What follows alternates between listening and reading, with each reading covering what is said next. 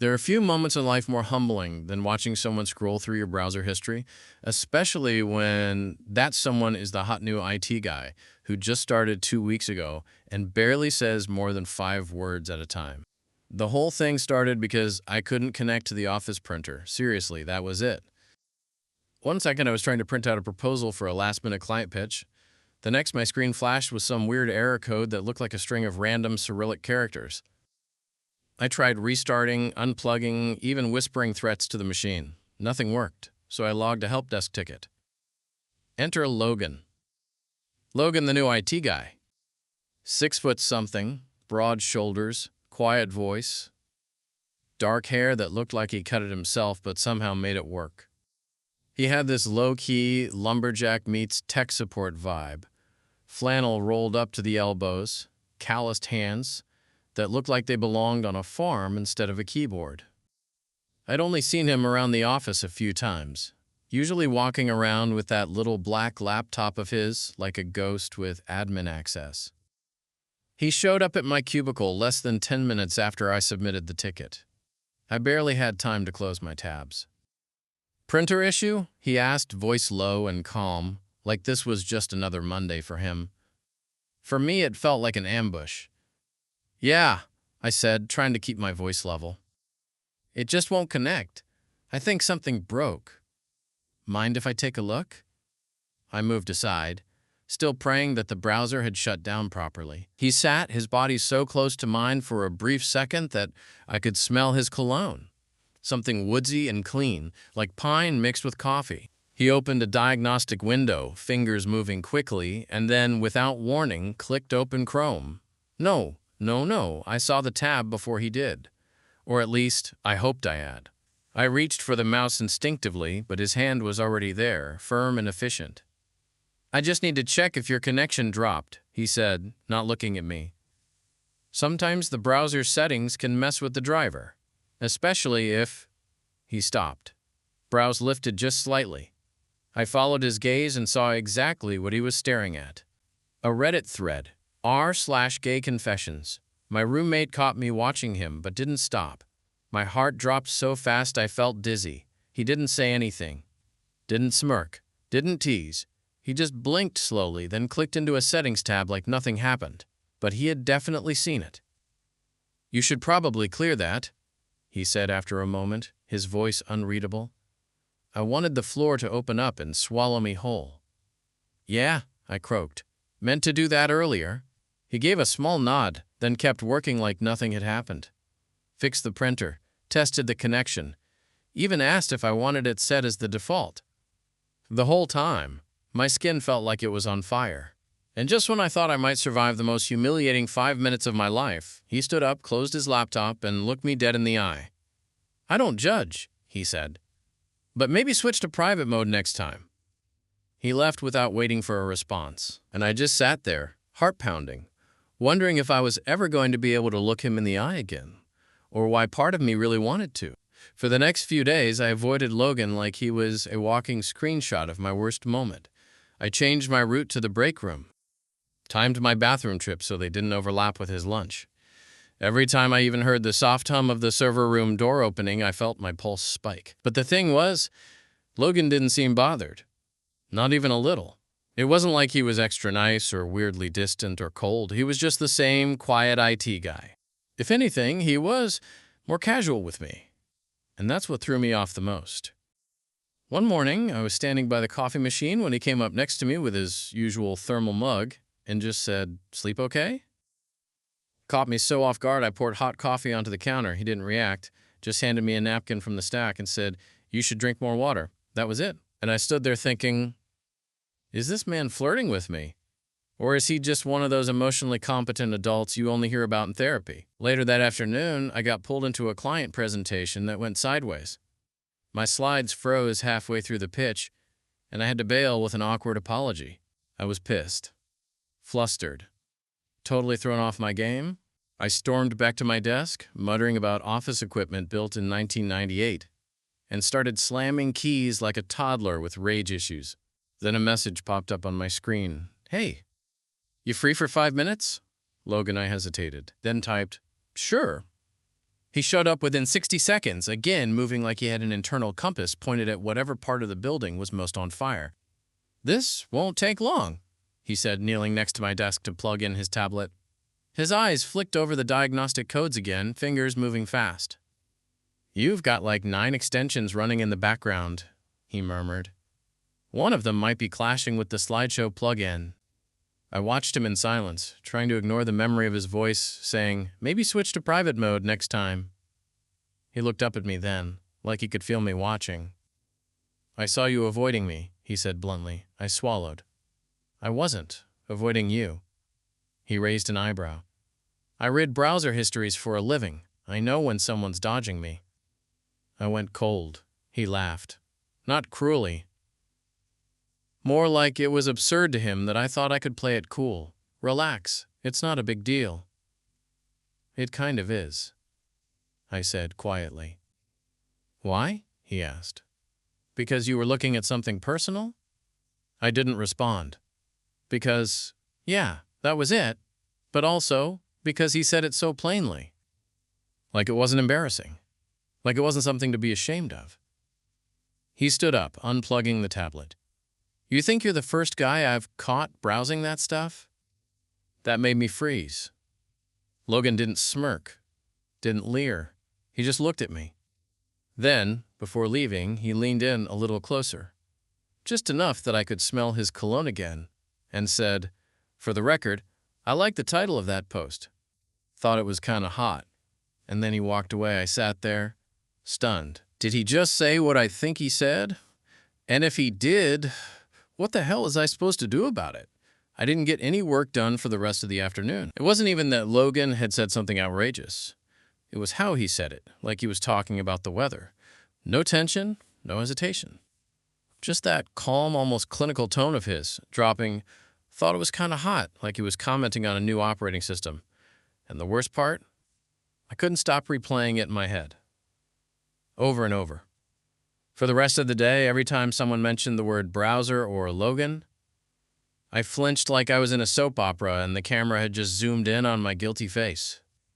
At 5:12 p.m., I opened an incognito window, ironically, and searched, "What does it mean when your office IT guy flirts with you over your browser history?" 0 useful results. But lots of Reddit threads from people just as confused as I was. By the time I left the office, I'd fully convinced myself I'd imagined the whole thing. That changed the next morning. I came in, logged onto my computer, and found a sticky note on my monitor. "Your RAM usage is still high. Stop running YouTube and a full Spotify playlist at the same time. -L." Totally normal, except he'd drawn a tiny frowny face at the bottom of the note. That night, I saw him again. It wasn't at work. I was at this bar downtown. Nothing fancy, just a hole-in-the-wall place I went to sometimes after shitty weeks. They had decent fries, strong whiskey, and bartenders who didn't make you feel bad for drinking alone. I was halfway through my second drink when I saw someone slide onto the stool next to me. It was Logan, wearing a fitted black t-shirt and jeans that made my brain buffer for a second. "Didn't expect to see you here," I said, trying to sound casual even though my heart rate spiked like I'd just run a mile. "Didn't expect to be here," he replied, scanning the menu. He didn't ask if he could sit with me, he just did. "Rough week?" I asked, more to say something than because I expected an answer. He shrugged. "Just long. People downloading sketchy browser extensions again." I choked slightly. He glanced at me, amused. "Relax, not you. Your taste is unique, but not dangerous." My ears went hot. That's comforting. The bartender came over, and Logan ordered a beer, then turned back to me. "You ever actually read those confession threads?" he asked. "Or just scroll for the dirty stuff?" My jaw almost dropped. He just looked at me, completely calm, sipping his drink like we were talking about sports.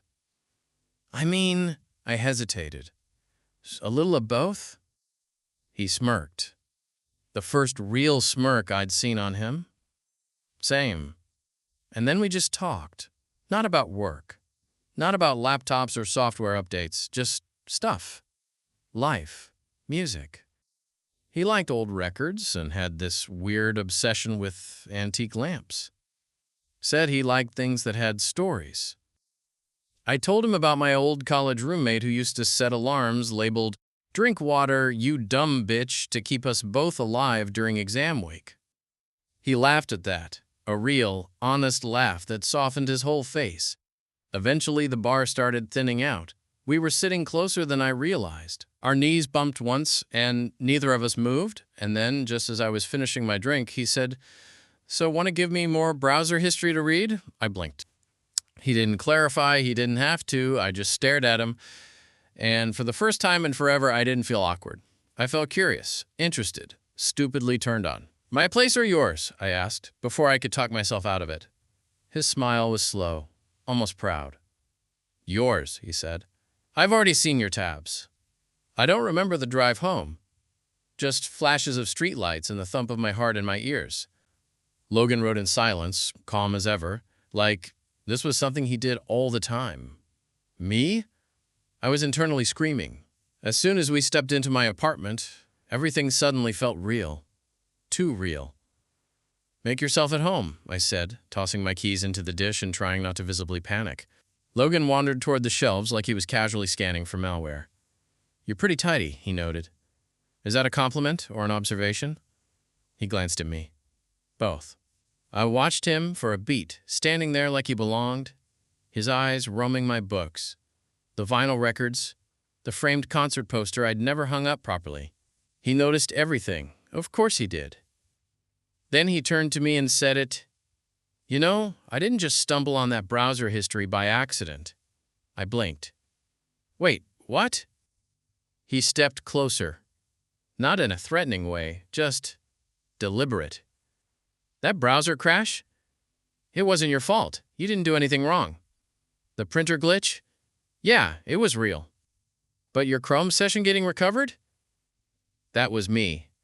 I stared. "I was running maintenance on a few machines remotely. You had like 18 tabs open, and your RAM usage was through the roof. I opened your profile to clean it up, and there it was." "Oh my God. And instead of, what, pretending you didn't see it, you just let me sit in the humiliation?" "I didn't think you were humiliated," he said softly. "I thought you were interested." That shut me up. "I only said something because I wasn't sure you'd say anything," he added. "But if I misread that?" "You didn't," I said, probably too quickly. We stood in that charged silence, both of us too aware of everything happening in the space between us. Finally, I laughed. Dry, nervous. "This is insane." "A little," he said. "But it's not complicated. I like you. You're smart, quiet, kind of snarky. And you apparently have good taste in late-night reading material."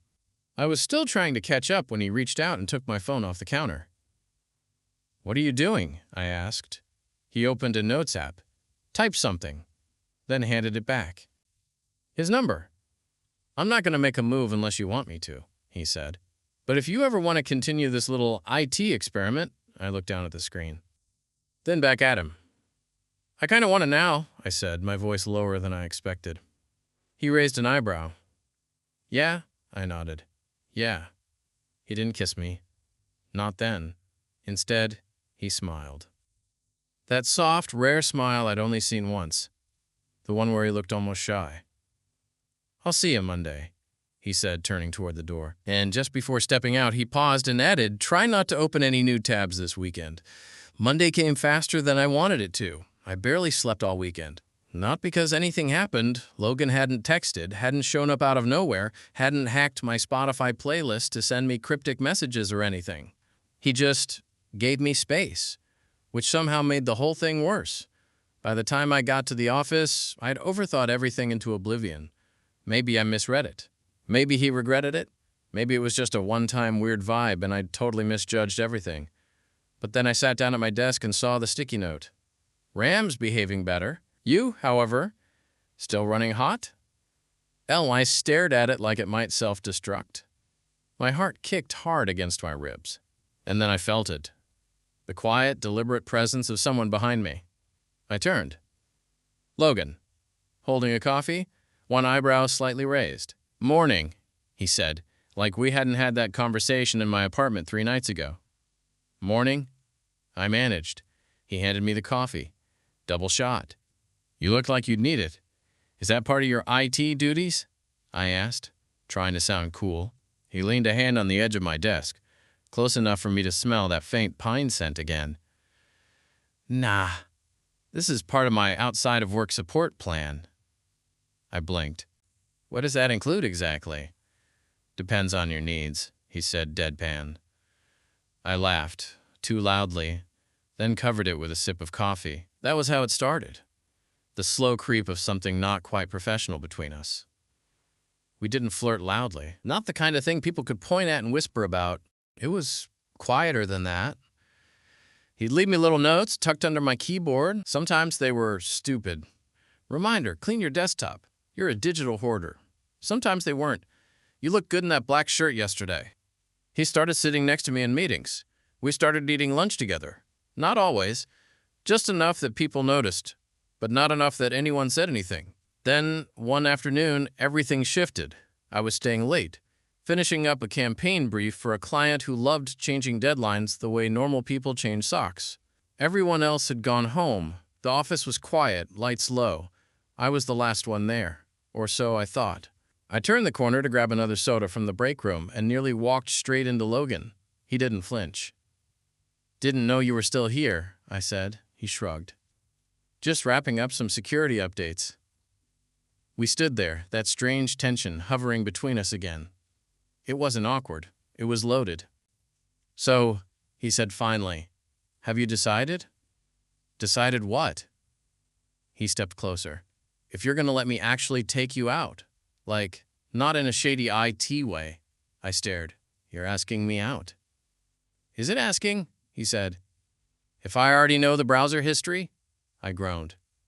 God, you're never letting that go, are you? Nope, I hesitated. Then I nodded. Yeah, I want that. His eyes lit up in that quiet, unreadable way of his. But this time, he didn't say anything clever.